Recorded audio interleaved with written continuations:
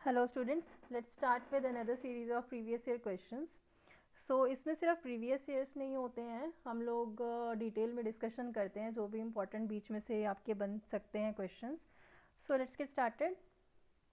So the first question देख लीजिए आप। The memory unit that communicates directly with CPU, उसको आप कौन सी मेमोरी बोलते हो? जो मेमोरी यूनिट डायरेक्टली सीपीयू से कम्युनिकेट करती है। तो क्या कैश, बैकअप, मेन और auxiliary? And the answer is cache memory. Basically कई जगह पे ये लिखा होता है कि कितने टाइप की मेमोरीज़ हैं, तो यहाँ पर आपको एक टेबल बनानी है जिसमें आप primary, secondary, and you will find in some books कि third column is cash. Alright. So कई बुक्स में कैश अलग से लिखा और कई बुक्स में जो है प्राइमरी मेमोरी में ही कैश को आपका दिखाया हुआ है। सो प्राइमरी में आप लिखो RAM, ROM, and we will also discuss cache here. Then in secondary memory, write hard disk, SSD, pen drives.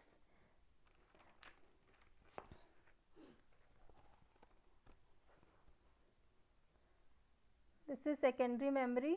And secondary में आपको लिखना है फिक्स स्टोरेज मेमोरी होती है ये, या फिर you can say internal flash memory, SSD, HHD and removable. देखो प्राइमरी मेमोरी में लिखो आप रैम, रोम। रैम के पार्ट्स लिख लो आप S RAM, then you have D RAM, then you have ROM. ROM के पार्ट हो जाएंगे आपके P ROM, then you have E P ROM, E P ROM and E E P ROM. ये बहुत ही अच्छे से हमने पहले डिस्कस किया हुआ है, तो ये आप पहले देख सकते हो। और कुछ मैंने वीडियोस अपलोड कर रखी हैं, उसमें भी आप जाके देख सकते हो कि ये जो रैम है, रोम है, ये सारा प्राइमरी सेकेंडरी मैंने अच्छे से पढ़ाया हुआ है उसमें। ठीक है। देन सेकेंडरी में जो फिक्स स्टोरेज डिवाइसेस हैं जैसे कि इंटरनल फ्लैश मेमोरी, SSD और HHD लिखो आप। सेकेंडरी में आएगा आपका fixed storage and you have removable storage.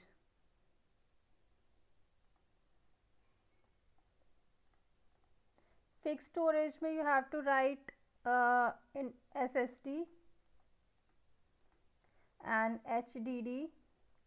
You have removable storage. Removable storage में आपको पता है ये आपकी memory card आ जाता है. You have your floppy disk, magnetic tape, then you have disk pack and paper storage. All right. So primary और secondary memory में फ़र्क क्या है? सो रादर देन राइटिंग मैं आपको बताना चाहूँगी। प्राइमरी मेमोरी को आप मेन मेमोरी बोलते हो, सेकेंडरी मेमोरी को आप ऑक्सिलरी मेमोरी भी बोलते हो। All right. Then primary memory जो है आपकी ये एक टेम्प्रेरी मेमोरी है कंप्यूटर की, एंड सेकेंडरी मेमोरी ये आपकी एक परमानेंट मेमोरी है। हमारा जो एक्सेस टाइम है वो प्राइमरी मेमोरी में फास्ट होता है और सेकेंडरी मेमोरी में आपका एक्सेस टाइम स्लो हो जाता है। Then you have primary memory size में स्मॉल होती है और सेकेंडरी मेमोरी साइज़ में बिग होती है।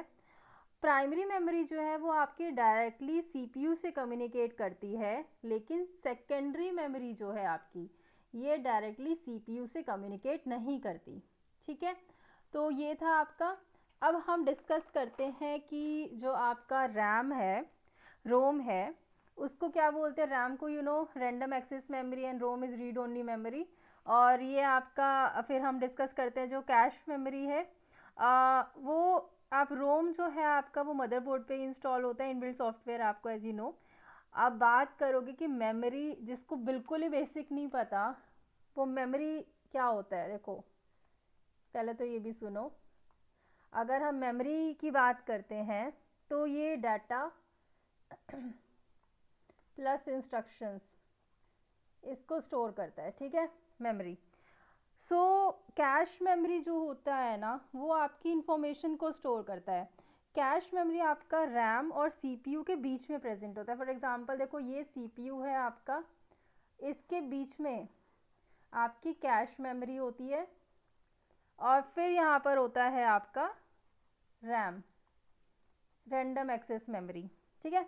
सबसे पहले कोई भी इंफॉर्मेशन कैश मेमोरी से उठाते हैं, जो सीपीयू जो होता है ना आपका, वो सबसे पहले कोई भी इंफॉर्मेशन जो होगी उसे कहाँ से उठाएगा, कहाँ से फैच करेगा, कैश मेमोरी से। जब भी सीपीयू को इंफॉर्मेशन लेनी होगी तो वो कैश में से पहले सर्च करेगा और फिर रैम में सर्च करेगा। तो फंडा क्या है कैश मेमोरी का? फॉर एग्जांपल आप इंटरनेट पे जाके कोई भी ब्राउज़र खोलते हो और उसमें आपको पता है कि एक ऐसी कुछ वेबसाइट्स हैं जो मैं रेगुलरली जो है सर्च करती हूँ या स्क्रॉल करती हूँ, तो वो जो इंफॉर्मेशन है आपकी, वो इस कैश मेमोरी में आ जाएगी। जितनी भी जो आपकी बहुत ज़्यादा आप एक्टिविटीज़ करते हो, है ना, ज़्यादा आप किसी को सर्च करते हो या कुछ भी चीज़, तो वो चीज़ उसके website in the form of cookies वो कैश में सेव हो जाती हैं आपकी।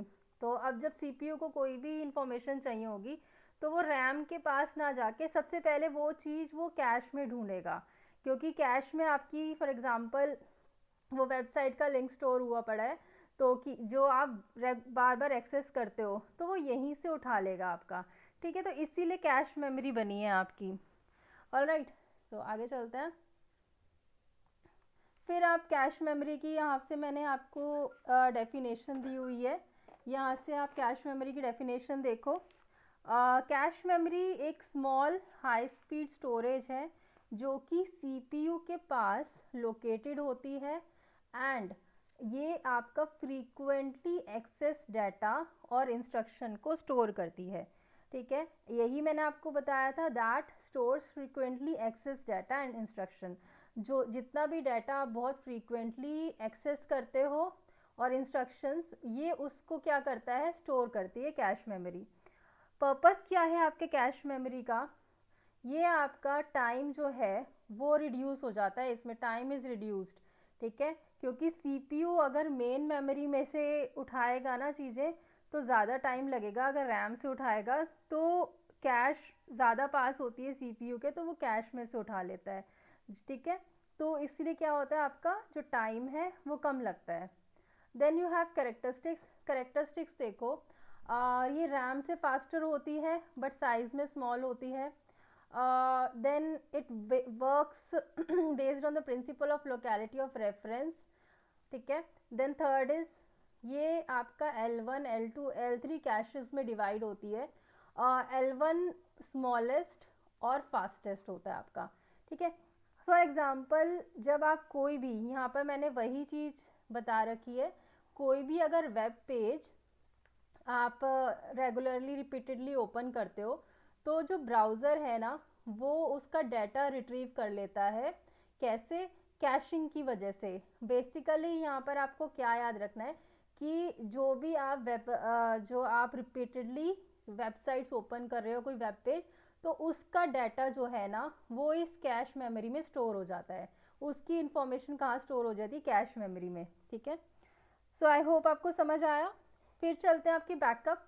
बैकअप बहुत अच्छे से हमने कल ही पढ़ा था पूरा का पूरा, तो वो देख लेना और वीडियो को देख लेना एक बार जाके, तो उसमें आपको बैकअप के बारे में मैंने सारा पढ़ाया है।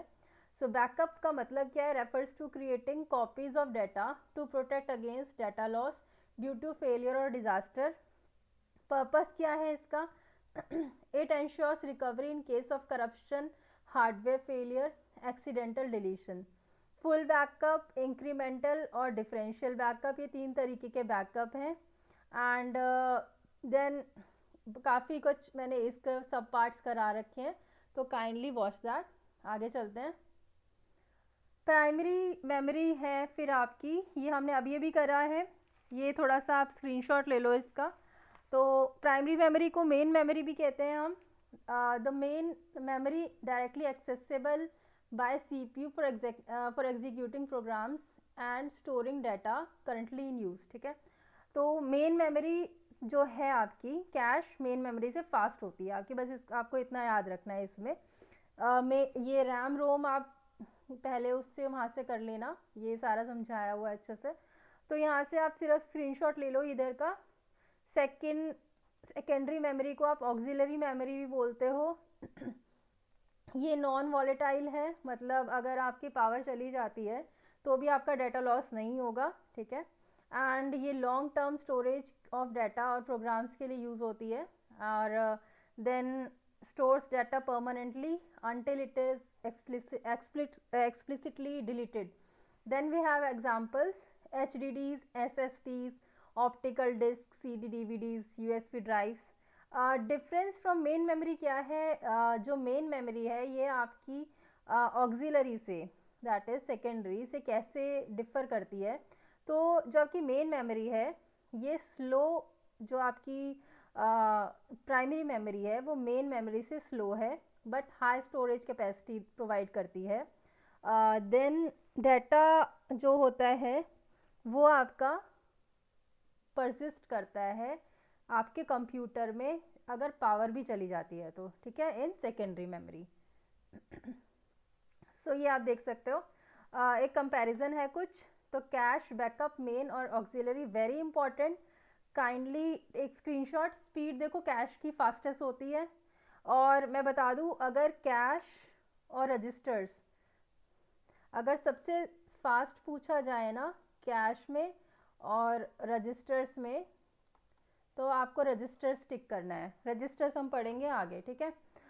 Then speed of cache is fastest, backup not applicable, main memory fast होती है एंड ऑक्सिलरी मेमोरी थोड़ी सी स्लोअर होती है स्पीड। इसी तरीके से वॉलेटिलिटी देखते हैं तो कैश वॉलेटाइल है, बैकअप नॉन वॉलेटाइल है, रैम वॉलेटाइल है, रोम नॉन वॉलेटाइल है, auxiliary non volatile. Volatile non volatile का मैं कॉन्सेप्ट समझा चुकी हूँ कि अगर इन केस पावर चली जाती है तो डाटा लॉस हो जाए, दैट इज़ वॉलेटाइल। और अगर पावर चली जाती है और डाटा लॉस नहीं होता आपका, तो that is known as non volatile. Capacity आपकी कैश की कम रहती है, कैश बहुत ही छोटी उसमें होती है, 2 GB 8 GB इस तरीके से, सॉरी MB। एंड देन फिर आपका बैकअप वेरिएबल है आपका। Main memory limited and large, auxiliary memory large होता है, गीगाबाइट टेराबाइट में होता है आपका। पर्पस क्या है आपका? जो कैश है वो एक्सेस को स्पीड अप कर देता है इस प्रोसेस को। बैकअप डाटा सेफ्टी देता है आपकी। Then we have main memory active process storage के लिए होती है, और ऑक्सिलरी लॉन्ग टर्म स्टोरेज के लिए। अब मैं एक आपके पास टेबल बनाती हूँ, वो बहुत ही इम्पोर्टेंट है, तो उसको आप मेरे साथ साथ बना लो। ये देखो, तो एक ट्रायंगल बनाओ आप सबसे पहले।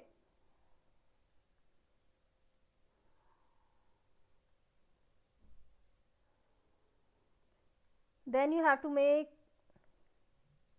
6 कॉलम्स, 6 कॉलम्स बना दो।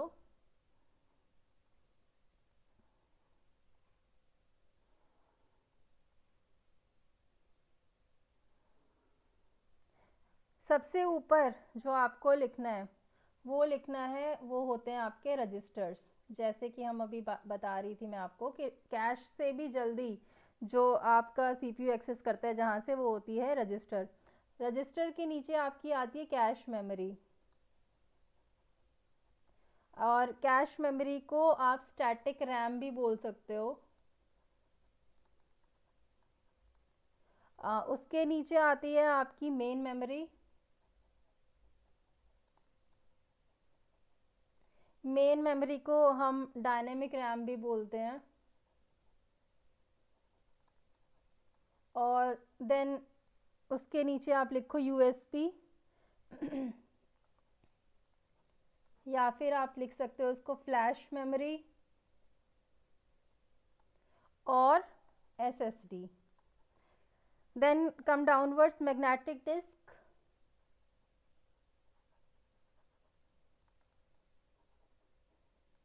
और you can say hard disk. उसके नीचे आती है आपकी मैग्नेटिक टेप,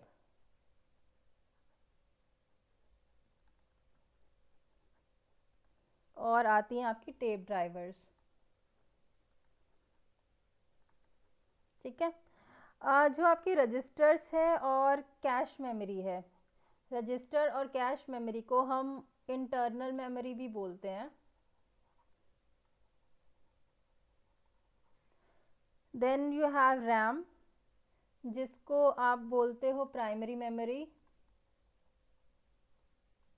रैम रोम को प्राइमरी मेमोरी भी बोलते हो आप। देन यूएसडी, एसएसडी और हार्ड डिस्क, हार्ड ड्राइव, इसको आप सेकेंडरी मेमोरी बोलते हो। And then you have magnetic tape और टेप ड्राइवर, इसको आप टर्शरी मेमोरी बोल दोगे। ठीक है, ये आपको याद रखना है, ये कौन सी होती है आपकी टर्शरी मेमोरी। फिर उसके बाद रजिस्टर्स जो है, ये इसका साइज़ है आपका बाइट्स में। फिर जो आपकी कैश मेमोरी है ये केबी और एमबी में होती है, किलोबाइट और मेगाबाइट। रैम आपकी, आपको पता है, गीगाबाइट में होती है। Similarly USB, flash drive, SSD, gigabyte. Magnetic disk जो होती है ये टेराबाइट की होती है आपकी, हार्ड ड्राइव, हार्ड डिस्क जो होती है। और फिर मैग्नेटिक टेप और टेप ड्राइवर जब आ जाते हैं तो वो पेराबाइट और टेराबाइट के होते हैं, पीबी और टीबी यहाँ लिख लो आप। तो जैसे ही हम रजिस्टर से मैग्नेटिक टेप की तरफ आएंगे तो हमारा जो साइज़ है वो इंक्रीज़ कर जाएगा। ठीक है, वो क्या होता है, इंक्रीज़ करता है। और दूसरा जो हमारा एक्सेस टाइम है ना, वो भी इंक्रीज़ करता है। क्या मतलब है इसका, रजिस्टर से आप जो डाटा है वो जल्दी फैच कर सकते हो रादर देन रैम से, और रैम से आप जल्दी फैच कर सकते हो टेप ड्राइव और मैग्नेटिक टेप से भी पहले से। ठीक है, तो इस तरीके से आपको बनाना है। अब हम बात करते हैं, डिस्कस करते हैं रजिस्टर्स के बारे में। सबसे पहली चीज़, ये जो रजिस्टर है ये क्या है, तो small amount of memory to store data storage unit, इसको बोलते हैं हम रजिस्टर। ये एक छोटी मेमोरी है जो कि डाटा स्टोरेज यूनिट की तरह काम करती है। ठीक है, डाटा स्टोर करती है, उसकी तरह ही काम करती है। सिम कैश की तरह ही होती है ये भी, बट कैश से फास्टर होती है। ये कहाँ पर होती है, अब आप अगर आपसे पूछा जाए जो रजिस्टर्स हैं ये होते कहाँ पर हैं, तो रजिस्टर्स आपके जो मदरबोर्ड होता है ना, माइक्रो प्रोसेसर की जो चिप होती है, देखो बेसिकली जो माइक्रो प्रोसेसर की चिप है आपकी, उसके ऊपर एम्बेडेड होता है। ठीक है, इसीलिए इसको कहते हैं कि बहुत ज़्यादा फास्ट है। क्यों, क्योंकि ये मदरबोर्ड के ऊपर ही एम्बेडेड है, तो आपका जो उठाएगा ना सीपीयू, तो वहीं से उठा लेगा डायरेक्ट। ठीक है, आगे चलते हैं। तो मैं एक 8085 माइक्रो कंट्रोलर है जो आपका 8085, एक टाइप ऑफ रजिस्टर है ये, यहाँ से क्वेश्चन आ सकता है। वैसे मैं बहुत डिटेल में कराऊंगी इसको। तो 8085 में एक होता है आपका जनरल पर्पस, एंड दूसरा है आपका स्पेशल पर्पस। स्पेशल रजिस्टर्स भी बोल सकते हो आप, या फिर आप स्पेशल पर्पस रजिस्टर्स। ठीक है,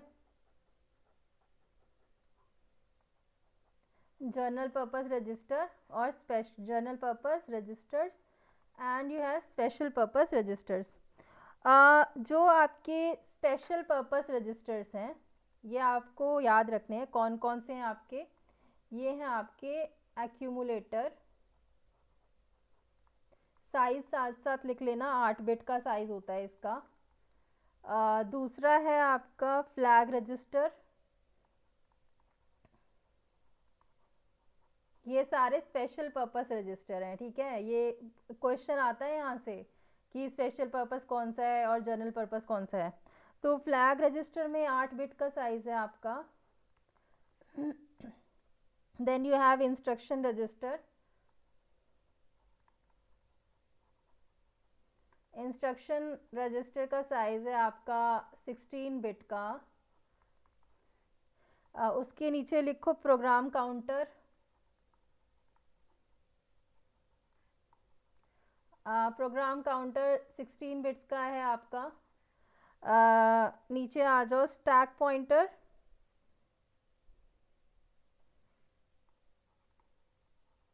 इसका साइज़ भी 16 बिट्स का है आपका।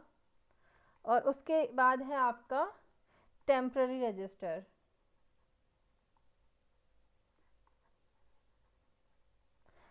ठीक है। जर्नल पर्पस रजिस्टर अब बात कर लेते हैं। जर्नल पर्पस, GPR लिख रही हूँ मैं शॉर्ट फॉर्म। तो जर्नल पर्पस रजिस्टर है आपके, देखो ये होते हैं, इस तरीके से हम बनाते हैं।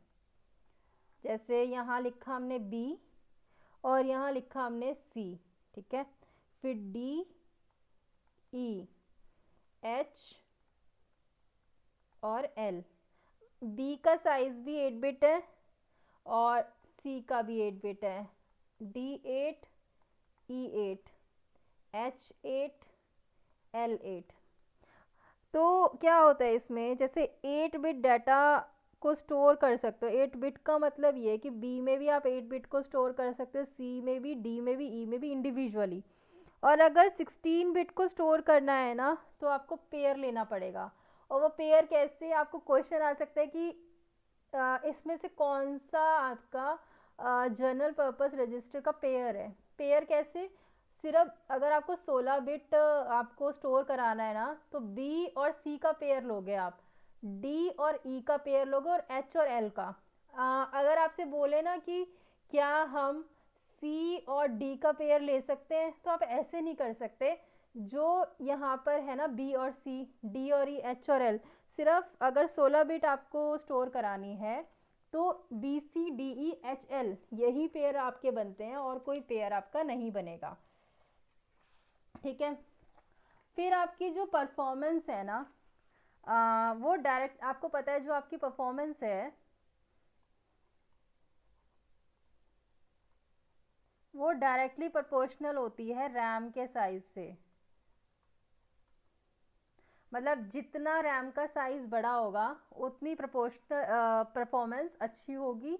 और या फिर आप कह सकते हो कि जो आपकी परफॉर्मेंस है वो कैश के साइज़ से भी क्या होती है, प्रोपोर्शनल होती है। मतलब कैश का साइज़ जितना अच्छा होगा उतनी आपकी परफॉर्मेंस अच्छी होगी। ठीक है। तो कैश मेमोरी को आप क्या बोल सकते हो भाई, ये एक हाई स्पीड मेमोरी है और सीपीयू और मेन मेमोरी के बीच में है। तो सीपीयू सबसे पहले कैश से डाटा फेच करेगा आपका। ऑलराइट, आई होप ये समझ आया होगा। आगे चलते हैं। Dash is a high speed device used in CPU that is utilized to store data temporarily during processing. Okay, so क्या है इसका मतलब कि dash is a high speed device used in CPU that is utilized to store data temporarily during processing. तो इसमें कौन सा high speed device है, तो इन चारों में से आपका है रजिस्टर्स। ठीक है। रजिस्टर्स के बारे में जस्ट अभी हमने डिस्कस किया था कि रजिस्टर क्या होते हैं आपके। तो जो रजिस्टर है वो जो आपका डाटा है वो टेम्पररी बेसिस पे स्टोर करता है। ठीक है। ऐसी कैश है आपकी। हमने डिस्कस किया था ना कि ये एक वॉलेटाइल मेमोरी है, मतलब टेम्पररी टाइम के लिए ही स्टोर होगा, परमानेंटली स्टोर नहीं होता उसमें कोई भी डाटा। ठीक है। अब हम बात करते हैं रजिस्टर्स की। आपको रजिस्टर्स में समझाती हूँ अच्छे से रजिस्टर्स का कॉन्सेप्ट। तो यहाँ पर आपको अच्छे से समझना है। जैसे कि मैंने एक मेमोरी ले ली, ठीक है, कोई भी हमारी मेमोरी है, तो वो है आपकी 4096 इंटू 16। 4096 है आपका नंबर ऑफ वर्क्स। ठीक है। और ये क्या है आपकी रैम। तो यहाँ से क्वेश्चन बन सकता है कि रैम इस तरीके से आपसे क्या, कैसा साइज होता है। ये अलग अलग साइजेस हैं, हमने एक साइज लिया है रैम का। ठीक है। तो 4096 इंटू 16 हमने ले लिया है। तो होता क्या है, वर्ड क्या है, जैसे हम कहते हैं ना वर्ड्स कि 4096 नंबर ऑफ वर्ड्स हैं। तो जैसे हमने ये ले लिया, तो इधर ये पूरा नीचे तक जो हमारे आते हैं ना, इसको हम बोलते हैं वर्ड्स। ठीक है, यहाँ पर एक वर्ड, यहाँ पर दो वर्ड, दूसरा। तो वर्ड क्या है, देखो मेमोरी के अंदर हम कितने वर्ड्स को स्टोर कर सकते हैं ना, वो होते हैं हमारे नंबर ऑफ वर्ड्स। तो ये एक वर्ड है, दो वर्ड है, तो नंबर ऑफ वर्ड्स कितने होते हैं हमारे, यहाँ लिखना है आपको। नंबर ऑफ वर्ड्स होते हैं आपके जैसे कि 4096। अब आपको पेपर में अगर पूछें, ठीक है, तो अगर आपको इस साइज मेंशन कर रखा है यहाँ पर, ठीक है, ये होता है आपका साइज। तो अगर आपको साइज मेंशन किया हुआ है और आपसे पूछे नंबर ऑफ वर्ड्स कितने हैं, तो नंबर ऑफ वर्ड्स जो हैं आपके, वो हैं आपके 4096। इंटू 16 मत करके आ जाना और ना ही 16 करना, इसको ये 16 बताऊंगी क्या है। तो नंबर ऑफ वर्ड्स हैं आपके 4096, पहला वर्ड दूसरा वर्ड, तो इस तरीके से जितने भी होते हैं आपके वो होते हैं नंबर ऑफ वर्ड्स। अब एक वर्ड के अंदर देखो, ये हो गया वर्ड आपका, 4096 वर्ड्स हैं, तो एक वर्ड के अंदर आपके 16 बिट आ सकती हैं। ठीक है, 16 बिट आ सकती हैं। तो इसीलिए ये जो 4096 इंटू 16 लिखा है ना, तो 16 है आपकी बिट्स, समझ गए। और एक वर्ड के अंदर आपकी 16 बिट आ सकती हैं। कहने का मतलब है कि एक वर्ड के अंदर दो बाइट आती हैं। ठीक है, 1 बाइट कितना होता है, 8 बिट्स। ऑलराइट, अब हम डिफाइन करेंगे एड्रेस। एड्रेस को हम कैसे डिफाइन करते हैं, तो एड्रेस को हम डिफाइन करते हैं 2 रेज टू द पावर 12 से। 12 का मतलब क्या है कि ये वाला जो एड्रेस होगा ना, एड्रेस क्या है, पता, बेसिकली ये जो सेल है उसका एड्रेस है ना, पता, उसका पता। तो ये हम एड्रेस कैसे लिखेंगे, ये एड्रेस होगा आपका 1 2 3 4 5 6 7 8 9 10 11 12। क्या है ये, 12 बार ज़ीरो। ठीक है, 12 बार ज़ीरो है ये, तो ये हो गया एड्रेस पहले उसका। दूसरे वाली का एड्रेस क्या होगा आपका, 1 2 3 4 5 6 7 8 9 10 11 और ये 12। 0 0 0 0, 11 बार ज़ीरो और एक, 12th बिट आपकी 12th वाला हो जाएगा 1। ठीक है, ऐसे ही नीचे 2 3 और लास्ट वाला जब तक आपका ये 1 1 1 1 1 1 1 1 1 12 बार नहीं आ जाता, तब तक वो एड्रेस लेगा इसके बीच में। ठीक है, तो होता क्या है कि हम एड्रेस मेमोरी को देंगे। ठीक है, उसको जैसे कि कोई भी इंफॉर्मेशन यहाँ से फैच करानी है, तो आपका ये जो एड्रेस है ना, मान लो 1 वाला एड्रेस है, ये हम दे देंगे मेमोरी को। ठीक है, मेमोरी डिकोड करेगी और डिकोड करने के बाद ना वो लोकेशन पे जाके डाटा को फैच कर लेगी। होता क्या है, एड्रेस देते हैं मेमोरी को, मेमोरी डिकोड करती है, डिकोड करने के बाद लोकेशन पे जाती है और वहाँ से डाटा फैच करती है। समझ गए, ये होता है प्रोसेस किसका, रजिस्टर्स का। अब यहाँ डिफरेंट टाइप ऑफ रजिस्टर्स हम डिस्कस कर लेते हैं। तो पहला हम डिस्कस करते हैं डाटा रजिस्टर। ठीक है, तो डाटा रजिस्टर क्या होता है आपका, डाटा रजिस्टर होता है आपका temporarily store data for processing. Example है जैसे कि एक्यूमुलेटर रजिस्टर एसी, जो कि इंटरमीडिएट रिजल्ट्स ऑफ कैलकुलेशन को स्टोर करता है। आई होप समझ नहीं आया होगा, और नहीं आया होगा, है ना। देखो, जहाँ हम डाटा को लेते हैं ना, जहाँ हम डाटा को लेके आते हैं। डाटा को कहाँ लेके आते हो आप, जैसे कि एक वर्ड के अंदर हम 16 बिट्स ला सकते हैं, राइट। यहाँ से समझो इस डायग्राम से कि ये जो एक वर्ड है ना, इसके अंदर हम 16 बिट्स को ला सकते हैं।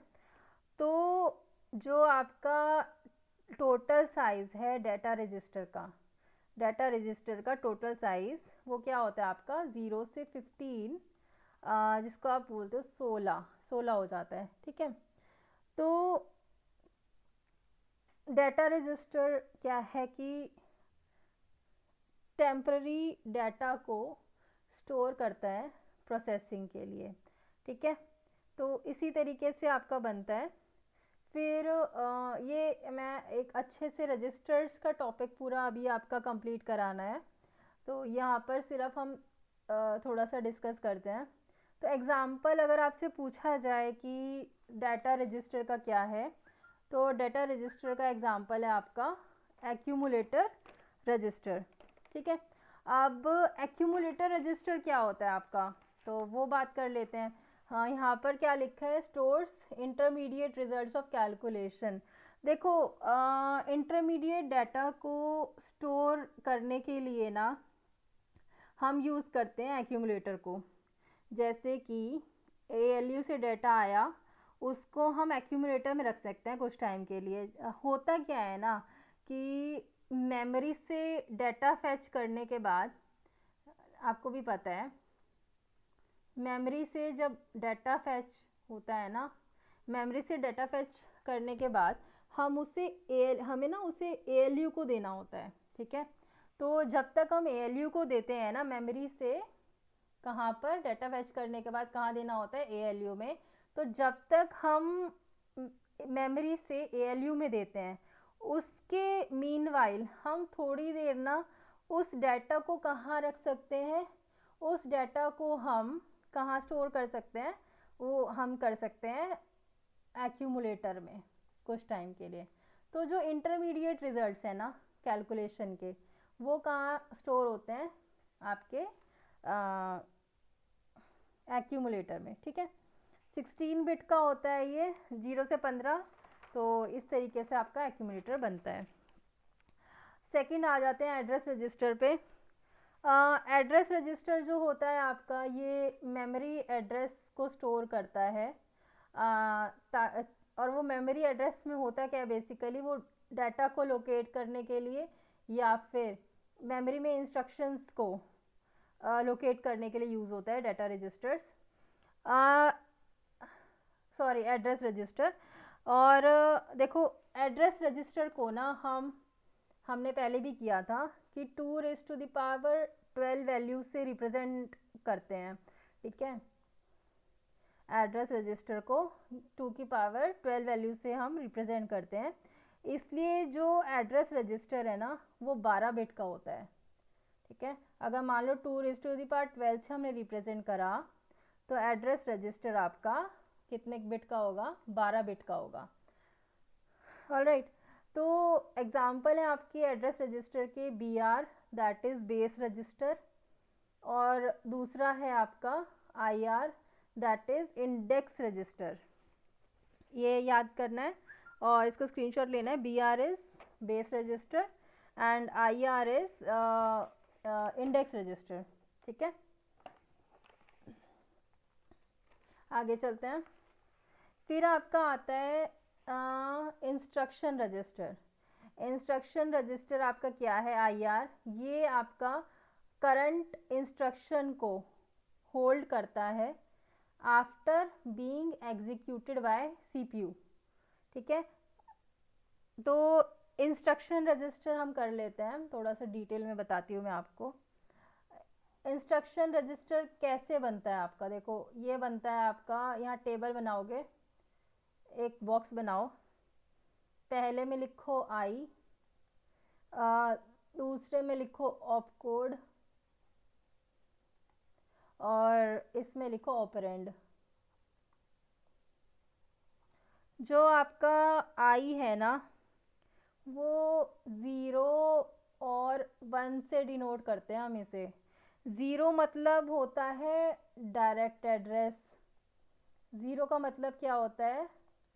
Direct address. और वन मतलब होता है इनडायरेक्ट एड्रेस।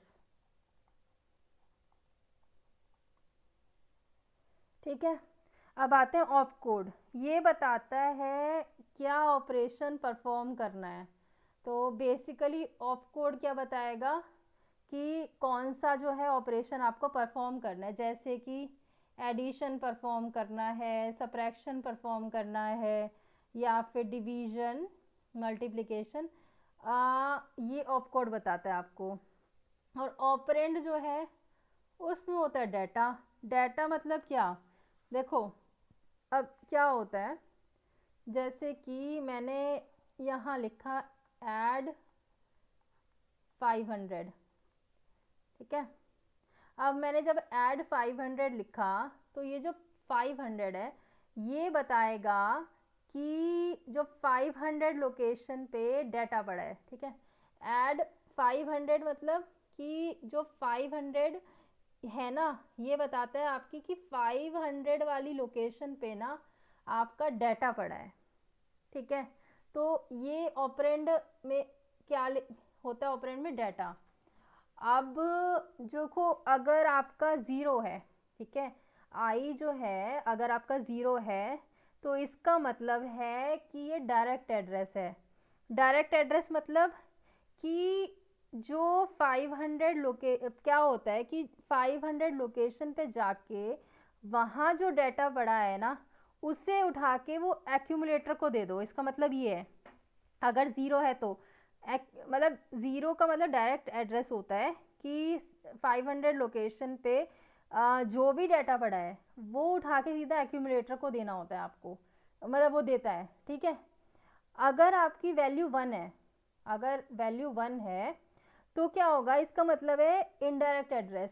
इनडायरेक्ट एड्रेस का क्या मतलब है कि 500 पे जब आप जाओगे ना, जैसे कि आप 500 पे गए और वहाँ पर कोई एड्रेस और पड़ा है, जैसे कि वहाँ फॉर एग्ज़ाम्पल 500 पे गए, वहाँ लिखा हुआ है आपका 1084।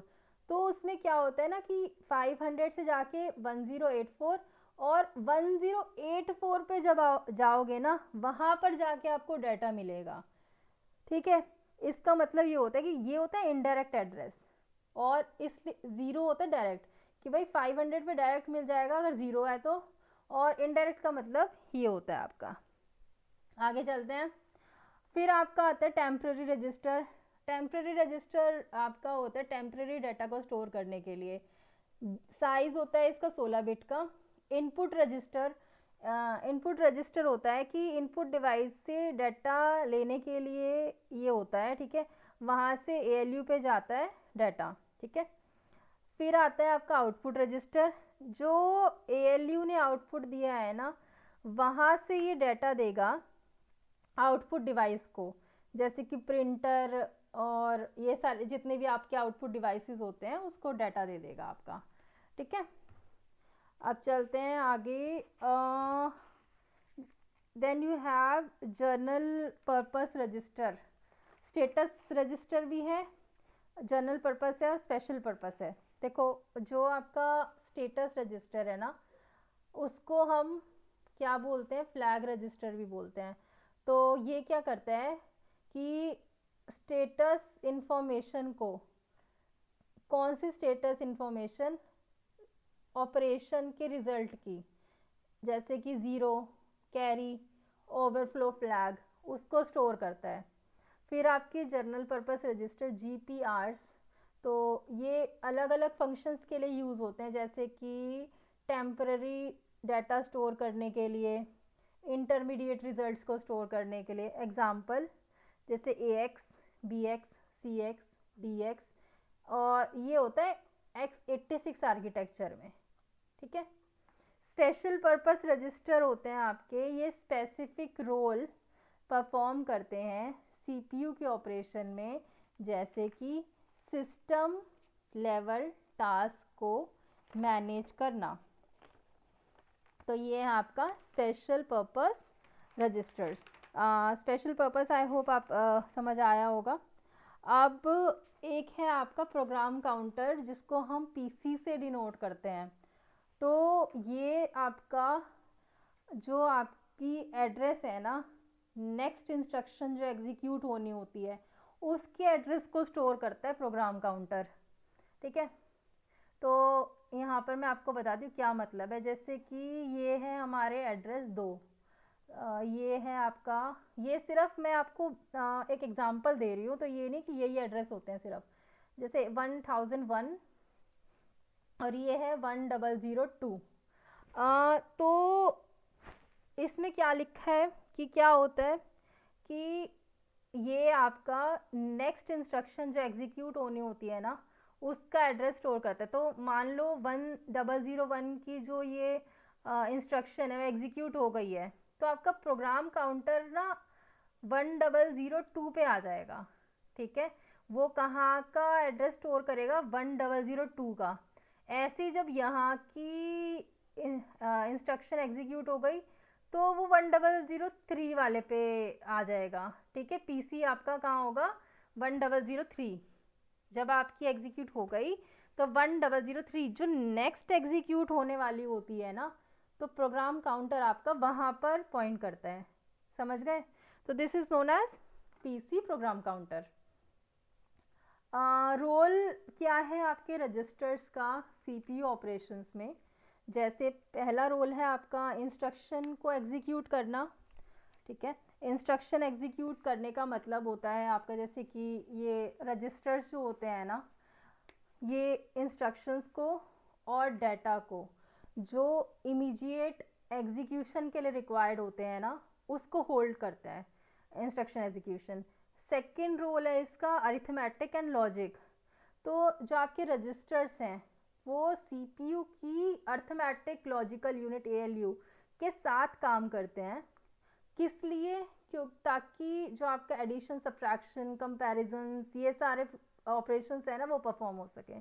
तीसरा फंक्शन क्या है, तीसरा रोल क्या है इसका, जैसे कि प्रोग्राम काउंटर हो गए, पीसी रजिस्टर, एड्रेस रजिस्टर्स हो गए, ये क्रूशियल होते हैं आपके फ्लो ऑफ इंस्ट्रक्शन को डायरेक्ट करने के लिए और डाटा जो है आपका मेमोरी में उसको एक्सेस करने के लिए। ठीक है, फिर यहाँ पर इम्पोर्टेंट क्या है आपका,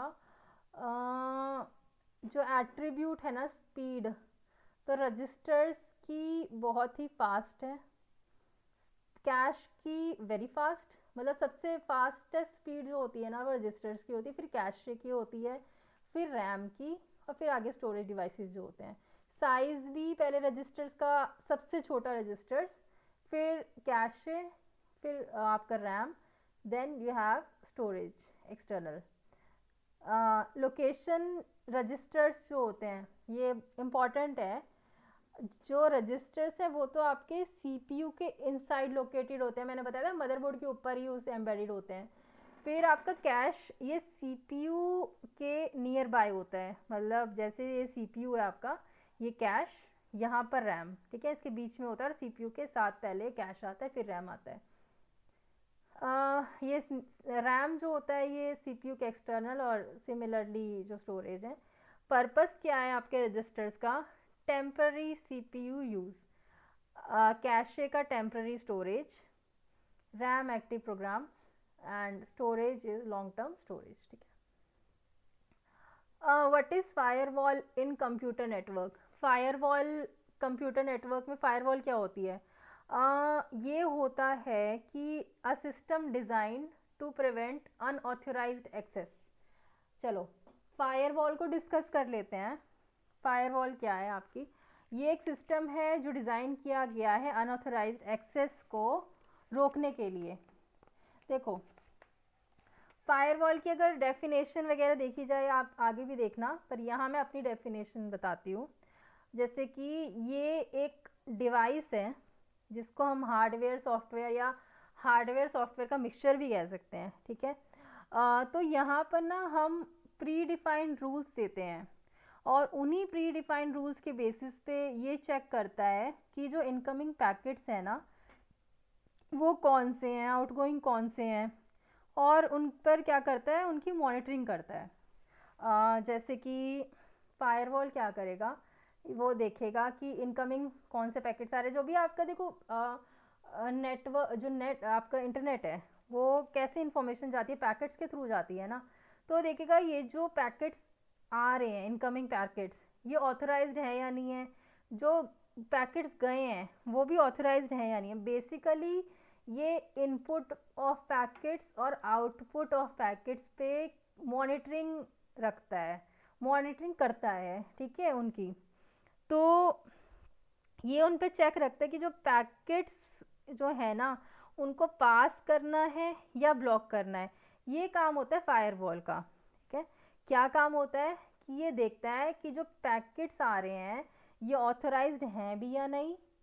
मतलब फॉर एग्जांपल देखो, एक इंस्टीट्यूशन है, ठीक है, यहाँ पर ये नेट है, नेटवर्क, ये आपका इंस्टीट्यूशन है, कोई बड़ा ऑफिस है ये, और बीच में लग गई आपकी फायरवॉल, ठीक है।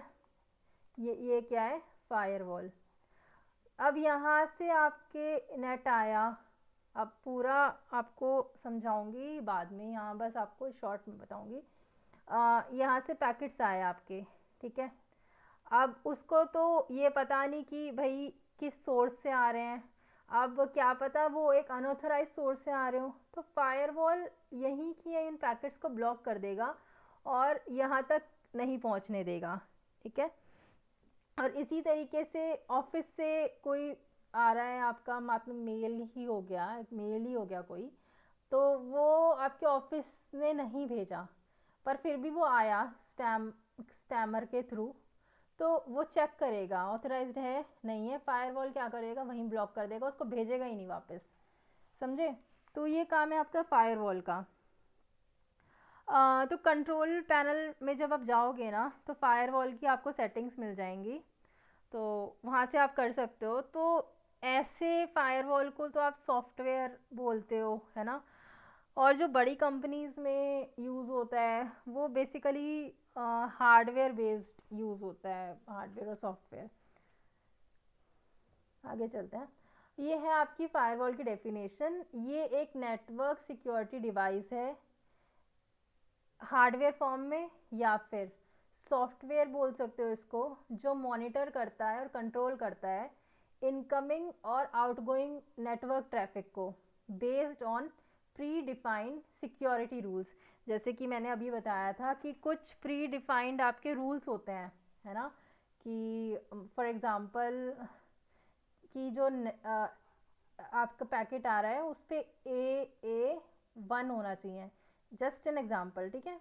तो अगर उसको दिखा कि AB1 आया तो वो उसको क्या कर देगा, रिजेक्ट कर देगा, ये वाला फायरवॉल, ठीक है। अगर AA1 वाला उसको दिखता है कि हमने उसको रूल बता दिया भाई, पहले प्री डिफाइंड रूल, कि AA1 वाला पैकेट आपको एक्सेप्ट करना है बस, तो वो AA1 वाले को तो भेज देगा, AB1 वाले को वहीं ब्लॉक कर देगा। तो ये काम होता है आपका फायरवॉल का। क्या होता है, it acts as a barrier between trusted internal network and untrusted external network. जैसे कि ये आपका बैरियर की तरह काम करता है, इंटरनल नेटवर्क जो आपका ट्रस्टेड है और कोई बाहर का अनट्रस्टेड जो नेटवर्क है जैसे इंटरनेट वगैरह, और जो बाहर का अनट्रस्टेड है, ठीक है, उसके बीच में एक बैरियर की तरह काम करता है और अनऑथराइज एक्सेस को, डाटा ब्रीचेस को और साइबर थ्रेट्स को क्या करता है, ये मिटिगेट करता है, प्रिवेंट करता है। फंक्शंस क्या हैं आपके फायरवॉल के, फायरवॉल के फंक्शंस हैं जैसे कि ट्रैफिक मॉनिटरिंग। ये क्या करता है, ट्रैफिक मॉनिटरिंग का मतलब क्या है, देखो मान लो ट्रैफिक है तो हम यही तो देखते हैं ना कि कहाँ से कौन सा ट्रैफिक आ रहा है, किसको भेजना है, किस डायरेक्शन में भेजना है, किसको रोकना है। तो इसी तरीके से फायरवॉल भी है, ट्रैफिक मॉनिटरिंग का काम करते हैं, सारे के सारे डाटा पैकेट्स को इंस्पेक्ट करता है जो एंटर कर रहे हैं और लीव कर रहे हैं नेटवर्क को।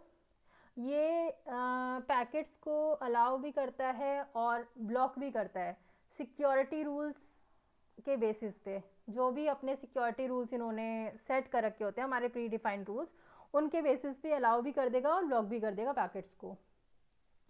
फिर एक्सेस कंट्रोल है आपका, कि ये क्या और क्या करता है, ये एक्सेस कंट्रोल करता है आपकी। ये मतलब क्या होता है कि ये डिटरमाइन करता है कि कौन से एप्लीकेशन सर्विसेज और यूज़र्स, ठीक है, नेटवर्क को एक्सेस कर सकते हैं। कि मतलब कि कोई ऐसा अनवांटेड बेसिकली कोई स्पाई कुछ ऐसा वो ना कर ले, कोई मॉलवेयर कुछ ऐसा वो एक्सेस ना कर ले। तो ये उस चीज़ों को भी चेक करता है कि जो आपके एप्लीकेशन सर्विसेज और यूज़र्स हैं, जो आपके सिर्फ वही जो है एक्सेस कर सके नेटवर्क को, वैलिड, जेन्युइन, ठीक है, और अनऑथराइज्ड यूज़र्स को और हार्मफुल एक्टिविटीज़ को ये ब्लॉक कर देता है। फिर आपका प्रोटेक्शन अगेंस्ट थ्रेट अटैक्स, तो जैसे कॉमन थ्रेट्स हैं, मॉलवेयर है, फिशिंग है, एंड डीओएस है। डीओएस मतलब डिनाइल ऑफ सर्विस अटैक, तो उससे ये प्रोटेक्ट करता है आपको, आपके सिस्टम को। फिर आपका लॉगिंग और अलर्ट्स हैं, कि क्या मतलब है इसका, कि ट्रैक करता है और सस्पिशियस एक्टिविटी को लॉग भी करता है फर्दर इन्वेस्टिगेशन के लिए। और अलर्ट भेजता है ये जैसे ही इसको कोई भी थ्रेट लगता है, डिटेक्ट होता है। टाइप ऑफ फायरवॉल, इसका स्क्रीनशॉट लेना है। डिप्लॉयमेंट के बेसिस पे तो हार्डवेयर और सॉफ्टवेयर फायरवॉल है। अभी हमने किया था कि हार्डवेयर जो है ये तो एक फिजिकल डिवाइस, मतलब हार्डवेयर फायरवॉल का मतलब है एक फिजिकल डिवाइस को प्लेस कर दिया नेटवर्क और एक्सटर्नल सोर्स के बीच में, ठीक है। और ये लार्जर ऑर्गेनाइजेशन में यूज़ होता है जहाँ पर परफॉर्मेंस जो है ना वो हाई परफॉर्मेंस होती है और प्रोटेक्शन की ज़्यादा ज़रूरत होती है। Then you have software firewall. ये इंडिविजुअल डिवाइसेस पे ना इंस्टॉल्ड होता है, जैसे कि हमारे लैपटॉप है, डेस्कटॉप है, सर्वर है ना, इस पे हम इंडिविजुअली इंस्टॉल करते हैं लैपटॉप्स के अंदर, डेस्कटॉप के अंदर। ये सूटेबल रहता है आपका पर्सनल और स्मॉल स्केल यूज़ के लिए। फिर आपका फंक्शनैलिटी के बेसिस पे आपके फायरवॉल हैं आपके, जैसे एक packet filtering, state full inspection firewall, proxy firewall, और देन NGFW।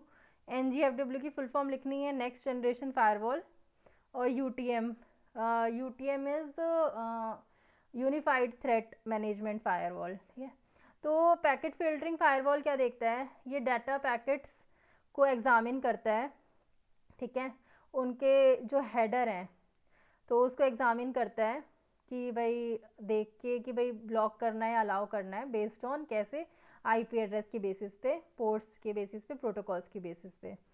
फिर स्टेटफुल इंस्पेक्शन है आपका, जैसे ये ट्रैक करता है स्टेट ऑफ एक्टिव कनेक्शंस को और डिसीजन, ये कॉन्टेक्स्ट के बेस पे, ऑफ कॉन्टेक्स्ट ऑफ ट्रैफिक के बेस पे डिसीजंस लेते हैं।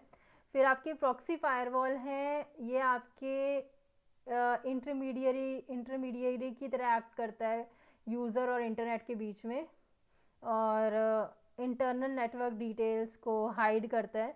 Then you have NGFW is next generation firewall. ये एडवांस फीचर्स को इंक्लूड करता है, जैसे कि intrusion detection, prevention, application control, deep packet inspection, ये सारा करेंगे अच्छे से आगे।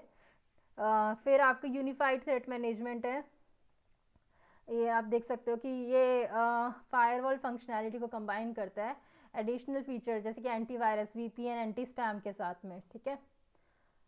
फिर है आपका विच of the following is used for closing a tab on browser. Tab अगर आपको ब्राउज़र पे क्लोज करना है तो आपको Ctrl+W दबाना पड़ेगा, ठीक है, इकट्ठा प्रेस करना पड़ेगा। ये आप लोगे स्क्रीनशॉट। और आपको सिलेक्टेड आइटम को कॉपी करना है तो Ctrl+C। सिलेक्ट, अगर कोई सिलेक्टेड आइटम को कट करना है Ctrl+X। पेस्ट करना है कॉपीड को या कट करना है Ctrl+V। अंडू Z, Ctrl+Z, ठीक है। Redo Y, Ctrl+S save, Ctrl+ reprint, Alt+Tab। Alt+Tab, ये देखो ये सारे तो इजी होते हैं ना। Alt+Tab दबाओगे तो आप एप्लीकेशंस के बीच में स्विच कर सकते हो। और अगर आपको करंट विंडो या फिर कोई एप्लीकेशन को क्लोज करना है तो Alt+F4 दबाओगे। अगर आपको डेस्कटॉप को हाइड करना है या फिर शो करना है तो Windows+D। फाइल एक्सप्लोरर में अगर काम करते हैं हम, विंडोज़ नेविगेशन, अगर फाइल एक्सप्लोरर को खोलना है आपको Windows E। प्रॉपर्टी को व्यू करना है Alt+Enter। फोल्डर क्रिएट करना है, कंट्रोल शिफ्ट और एन, एक फोल्डर ऊपर जाना है तो ऑल्ट प्लस अप एरो दबाना है। अप एरो देखो जो आपके कीबोर्ड में और लैपटॉप में है वो वाला अप एरो और ऑल्ट का। और कंट्रोल प्लस डब्ल्यू से क्या होगा, करंट फाइल एक्सप्लोरर विंडो आपकी बंद हो जाएगी। फिर टेक्स्ट एडिटिंग का है, ब्राउज़र शॉर्टकट्स हैं, ये सारा स्क्रीनशॉट लो। System shortcuts screenshot, Microsoft office shortcuts screenshot, advance shortcut screenshot, alt plus print screen screenshot लेने के लिए। ठीक है, क्या करना है स्क्रीनशॉट के लिए भी, ऑल्ट प्लस प्रिंट स्क्रीन। और बाकी ये सारे हैं आपके। एप्पल ने कौन सा ऑपरेटिंग सिस्टम बनाया था, मैक ऑपरेटिंग सिस्टम, सभी को पता है ये तो। जब भी आप माइक्रोसॉफ्ट एक्सेस के प्रोजेक्ट को सेव करते हो तो आपको कौन सा फाइल फॉर्मेट आप यूज़ करते हो। माइक्रोसॉफ्ट एक्सेस के प्रोजेक्ट को जब भी हम सेव करते हैं डॉट ADP यूज़ होता है। ADP क्या है, ADP एक्सेस फाइल है जो आपको प्रोवाइड करती है direct efficient connection Microsoft SQL server के डेटाबेस के थ्रू OLEDB कंपोनेंट आर्किटेक्चर पे। अभी आपको समझ नहीं आएगा, आगे बताऊंगी, ये जब SQL कराऊंगी मैं आपको तब देखेंगे ये। पोर्ट्रेट और लैंडस्केप क्या है, ये page orientation. Valid MS word का वैलिड फॉर्मेट क्या है, .doc। अगर आपको एक वर्कशीट से दूसरी वर्कशीट पे MX एक्सेल में दूसरी उस पे जाना है तो आप शीट टैब को क्लिक करोगे। ठीक है, अब बात करते हैं हम क्रिप्टोग्राफी की। क्रिप्टोग्राफी क्या है, dash cryptography ensures secure transfer of data over an unsecured network such as internet. आप सभी को पता है इंटरनेट तो ओपन है सभी के लिए, अनसिक्योर्ड है ना, तो ये इंश्योर करता है क्रिप्टोग्राफी कि आप डाटा को सिक्योरली ट्रांसफ़र कर सको। क्रिप्टोग्राफी में क्या होता है, जो आपका डाटा है ना वो उस तरीके से आप भेजते हो कि जिस फॉर्म में एक्चुअल में होता है वो उस फॉर्म में दिखता ही नहीं है ना, आप उसकी फॉर्म बदल देते हो, तो वो क्रिप्टोग्राफी के थ्रू होता है। एग्जांपल लेके बताती हूँ मैं आपको, अच्छे से समझाती हूँ क्या प्रोसेस होता है। देखो इस टेक्नोलॉजी से ना जो आपका प्लेन टेक्स्ट है, प्लेन टेक्स्ट का मतलब होता है जो आपका ओरिजिनल टेक्स्ट है। देखो प्लेन टेक्स्ट को आप ये बोलते हो ओरिजिनल टेक्स्ट भी बोल लेते हो आप। ये ओरिजिनल टेक्स्ट को क्या करते हैं, ये होता है आपका साइफर टेक्स्ट में कन्वर्ट कर देता है। CIPHER टेक्स्ट साइफर टेक्स्ट में कन्वर्ट करता है और उसके बाद में साइफर टेक्स्ट को ये प्लेन टेक्स्ट में कन्वर्ट करता है। प्लेन को साइफर में, साइफर को प्लेन में। ठीक है, प्लेन टेक्स्ट तो होता है भाई नॉर्मल मैसेज जैसे कोई भी पढ़ सकता है, समझ सकता है। आपको कोई भी मैसेज भेजना है, कोई भी आपको टेक्स्ट समझ लो, मैसेज समझ लो, वो तो होता है आपका नॉर्मल, जिससे जब वो इंटरनेट पे जाएगा तो उसे कोई भी पढ़ सकता है ना। साइफर टेक्स्ट होता है कि आप पढ़ तो सकते हो लेकिन आप समझ नहीं सकते हो उसे।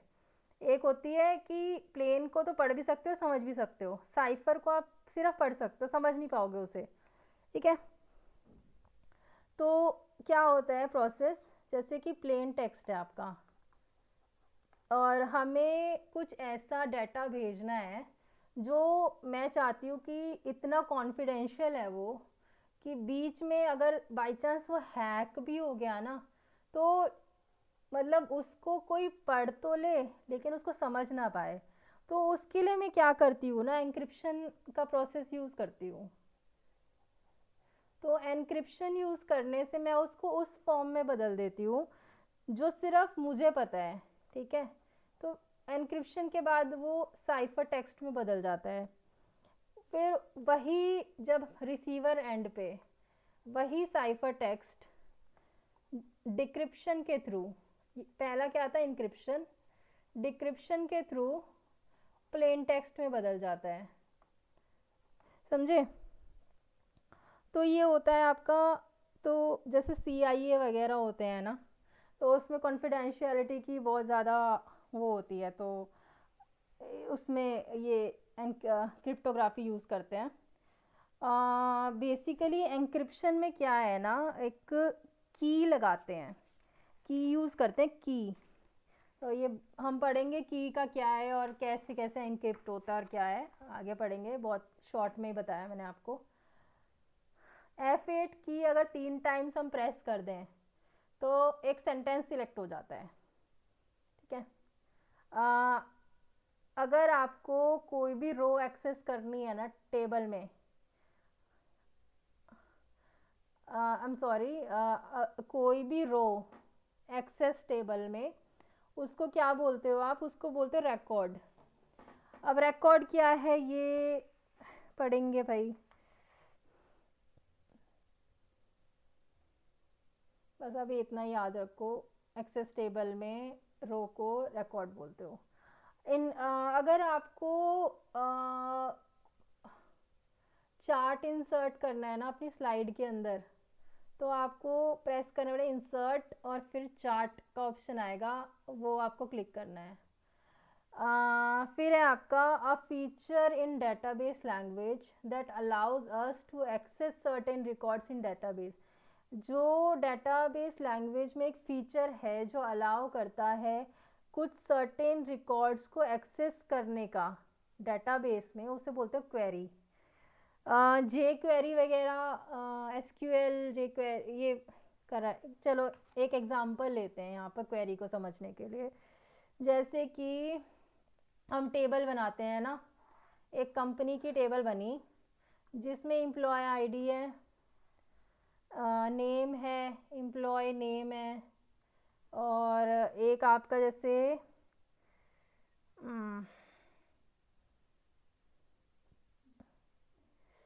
एम्प्लॉय नेम, एम्प्लॉय ID, और एक क्या लेते हैं हम, एक ID और लेते हैं, ठीक है।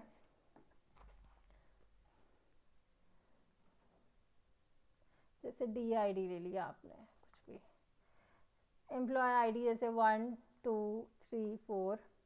नेम आपने कुछ भी ले लिया, यहाँ पर आपने नेहा, सुरेखा, कामिनी, प्रियंका, वो भी छोड़ो, ABCD हमने नेम ले लिया, ठीक है। और हमने डिपार्टमेंट लेने हैं यहाँ पर, जैसे कि DID आपने कुछ ले लिया कि D1 D2 D3 और D4। ऐसे ही यहाँ पर आपने डिपार्टमेंट ID ले ली, कोई भी D1 D2 D3, और इनका आपने नेम ले लिया डिपार्टमेंट का, जैसे कि HR ले लो, सेल्स, IT। थोड़ा सा राइटिंग ख़राब है, थोड़ा बियर विद मी। तो क्वेरी क्या होती है ना, इसमें आपको फाइंड करना है कि एक क्वेरी हम लिखते हैं यहाँ पर कि इसमें आपको फाइंड करना है एम्प्लॉयज़ के नेम, ठीक है, फाइंड करो जो कि IT डिपार्टमेंट में काम करते हैं। क्वेरी क्या है, एम्प्लॉय के नेम आपको फाइंड करने हैं जो IT में काम करते हैं। हमें तो दिख रहा है ना कि IT में कौन से हैं, D3 के आगे क्या है, कनिका या फिर C, ठीक है। अब ये चीज़ हमें ये तो दिख गई कि IT के आगे D3 है और D3 के आगे नेम है C, पर इसकी क्वेरी कैसे बनेगी। तो क्वेरी जब हम इसमें दो तरीके से लगा सकते हैं, एक तो नेस्टेड क्वेरी लग जाएगी या फिर आपकी जॉइंट क्वेरी लगती है। तो ऐसे लगती है query, select employee name from employee, employee में से तो एम्प्लॉयमेंट नेम निकालेंगे, ठीक है। वेयर DID जो है आपकी इन, फिर यहाँ लिखना है आपको select DID from department where D name कहाँ किस में से ढूंढना था हमें डी नेम? आईटी डिपार्टमेंट में से ढूंढना था ना, तो आईटी में से। ये आपकी क्वेरी बनती है इस तरीके से, ठीक है। तो ये एसक्यूएल वगैरह और ये सब करेंगे तब आपको बताया जाएगा। अब चलते हैं आगे। Which of the following kinds of devices allows the user to add components and capabilities to computer system? तो कौन सी डिवाइस अलाउ करते हैं यूज़र को कंपोनेंट्स ऐड करने के लिए और कैपेबिलिटीज़ कंप्यूटर सिस्टम में? तो एक्सपेंशन स्लॉट्स होती हैं, वो आपकी अलाउ करती हैं। तो एक्सपेंशन स्लॉट्स ना आपको अलाउ करता है कि इसके थ्रू डिफरेंट टाइप की पेरिफेरल कंपोनेंट्स, जैसे कि आपके ग्राफिक कार्ड्स हो गए, यूएसबी कार्ड्स हैं, मॉडेम कार्ड है, इनको आप एक्सपेंशन स्लॉट के ऊपर लगा के ना काम करा सकते हो।